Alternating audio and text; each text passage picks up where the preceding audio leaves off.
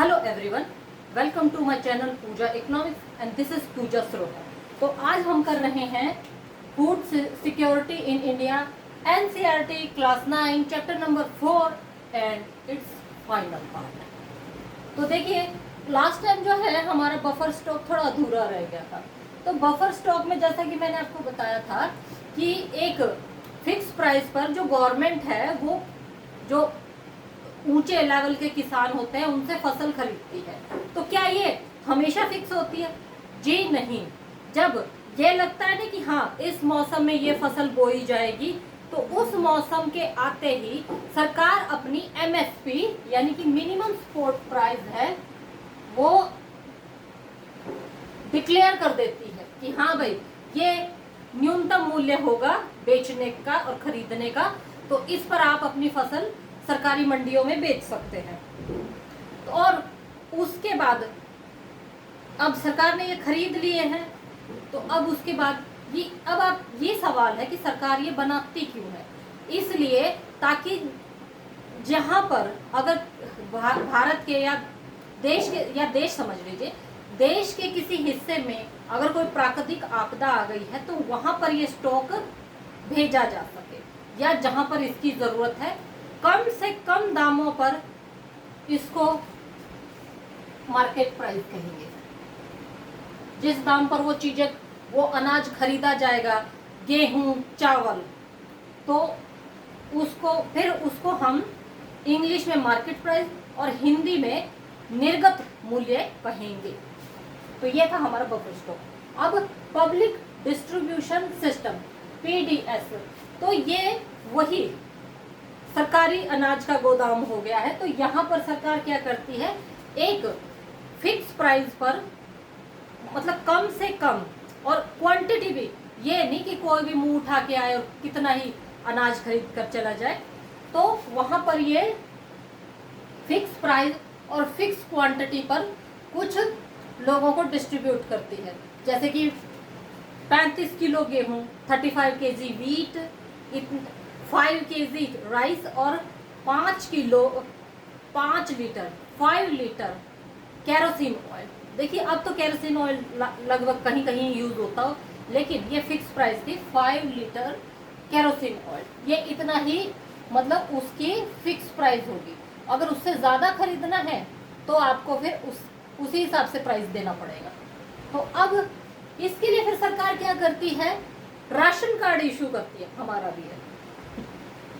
सबसे ज्यादा sir problem आती है राशन कार्ड में हम लड़कियों को, इन द सेंस कि जैसे शादी हुई तो फिर कुछ टाइम तक फिर उधर वेट करना पड़ेगा, फिर उधर के राशन कार्ड में नाम चढ़ेगा। शादी से पहले फैमिली आई कार्ड में था तो फिर अब उधर से भी नाम कटेगा, ये भी देखना पड़ेगा। तो अब राशन कार्ड कितने तरह के होते हैं? राशन कार्ड होते हैं 3 तरह के, बीपीएल, एपीएल और अंत्योदय वाला। तो इसका मतलब ये तो वो है कि जो बिल्कुल पुअर से भी पुअर सेक्शन है, उन लोगों के लिए फिर प्राइस लेवल अलग हो जाता है। जैसे 2 रुपए प्रति किलो गेहूं या 2 रुपए प्रति किलो चावल। और उसके बाद आता है हमारा BPL card, below poverty line. उसके लिए फिक्स प्राइस हो गया भाई, हाँ ये पॉवर्टी लाइन होगी, ये एपीएल हो गया और ये बीपीएल हो गया। और फिर उससे जो बिल्कुल नीचे है वो ये अंत्योदय स्कीम वाले हो गए, अंत्योदय लेवल वाले, जो पुअरेस्ट में से भी पुअर सेक्शन है। तो ये हो गया। अब सरकार क्या है, अपने फूड इंटरवेंशन के लिए कुछ स्कीमें भी चलाती है। सबसे पहले तो देखिए पीडीएस का है, ये पहले भी थी, लेकिन जब लास्ट टाइम पश्चिम बंगाल में जो अकाल आया था 1940 के आसपास, तो उस दौरान, ये पहले भी थी, उस दौरान इसको और मजबूत किया गया। अब integrated child development service ICDS, ये 1975 में लाई गई। किसके लिए? कुपोषित और गरीब बच्चों के लिए, माल न्यूट्रिशन चाइल्ड के लिए।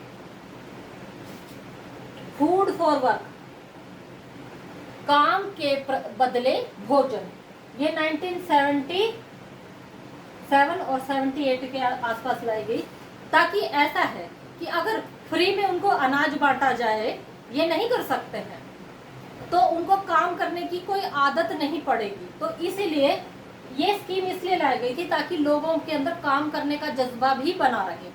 जैसे जैसे वो काम करेंगे तो और फिर उनको उसी काम के बदले उसी के अनुसार भोजन या आप अनाज कह सकते हैं, अनाज, गेहूं, चावल, दालें एक्सेट्रा एक्सेट्रा उनको दी जाएगी। अच्छा, एक इकोनॉमिक्स में वर्ड है बार्टर सिस्टम। तो क्या इस फूड फॉर वर्क को बार्टर सिस्टम कहा जाएगा? जी नहीं, क्योंकि बार्टर सिस्टम अगर है तो ये सब पर लागू होगा, वे काम करो भोजन करो।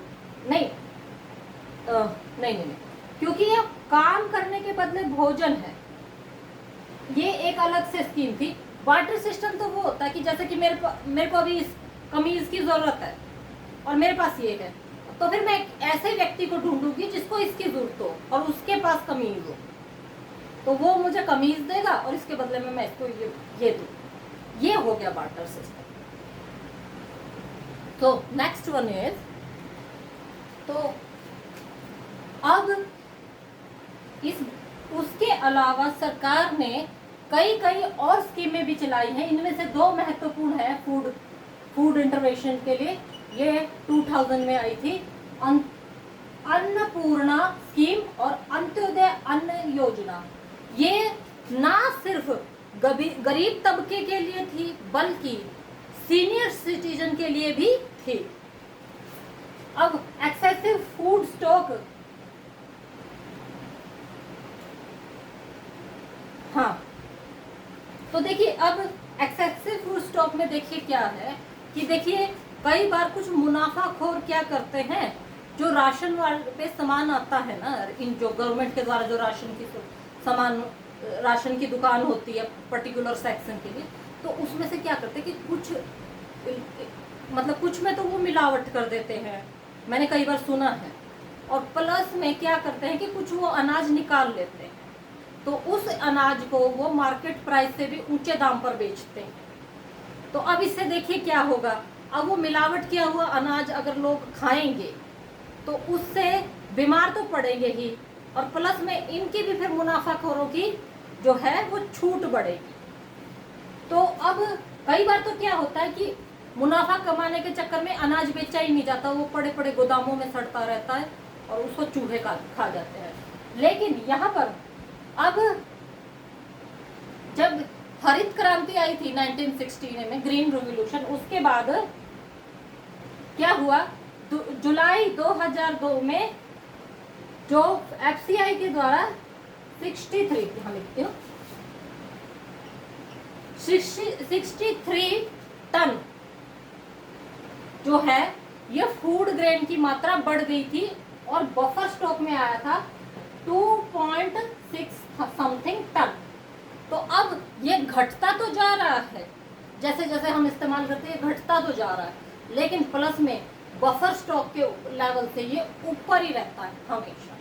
तो अब paradox of excessive stocks and starvation, ये लास्ट पॉइंट है। तो देखिए जैसा कि मैंने आपको बताया है कि मुफ्तखोर क्या करते हैं, लेकिन एक इम्पॉर्टेंट पॉइंट ये भी है कि जैसे कि अब जो हमारा साउथ स्टेट है तमिलनाडु, उसमें जितनी भी ये राशन कार्ड की दुकानें हैं, माफ कीजिएगा राशन की दुकानें, उनमें से 94% कोऑपरेटिव सोसाइटी से है। दिल्ली की जो मदर डेयरी है वो भी कम दामों पर दूध पनीर जैसे उत्पादन वो उपलब्ध कराती है। एक और बड़ी कंपनी है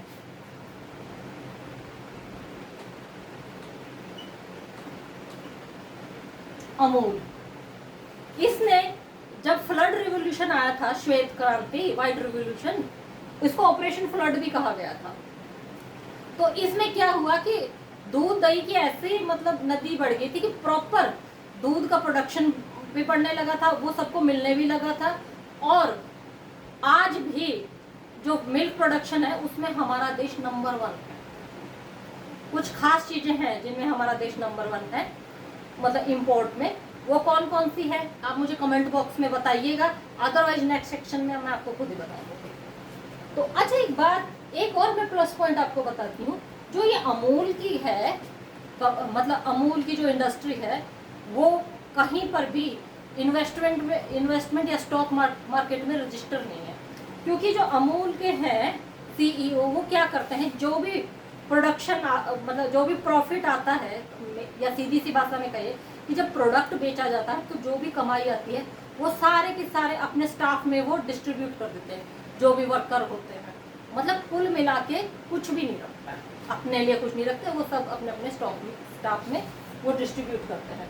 तो देखिए अब पैराडॉक्स क्या है कि एक तो ये मुनाफाखोरी हो गई, भ्रष्टाचारी होगी, तो उससे क्या होता है कि प्रॉपर लोगों को मतलब प्रॉपर अनाज भी मिल नहीं पाता है गरीब तबके को, और मुनाफाखोरी बढ़ने से अब उनको तो प्रॉफिट मिल रहा है लेकिन गरीब और भी गरीब हो जाता है। और माइनस पॉइंट ये भी है कि कई बार इतने भी पैसे नहीं होते हैं कि उस बीपीएल से लेवल वाले राशन कार्ड पर भी कुछ खरीदा जाए। Thank you very much. तो आज ये हमारी 9th क्लास की एनसीईआरटी खत्म हो गई है। अब नेक्स्ट सेक्शन में हम 10th की एनसीईआरटी करेंगे। अगर आपको मेरा काम पसंद आता है तो मेरे चैनल को लाइक कीजिए, शेयर कीजिए, सब्सक्राइब कीजिए। फिर मिलती हूँ आपसे। स्वस्थ रहिए, खुश रहिए, धन्यवाद।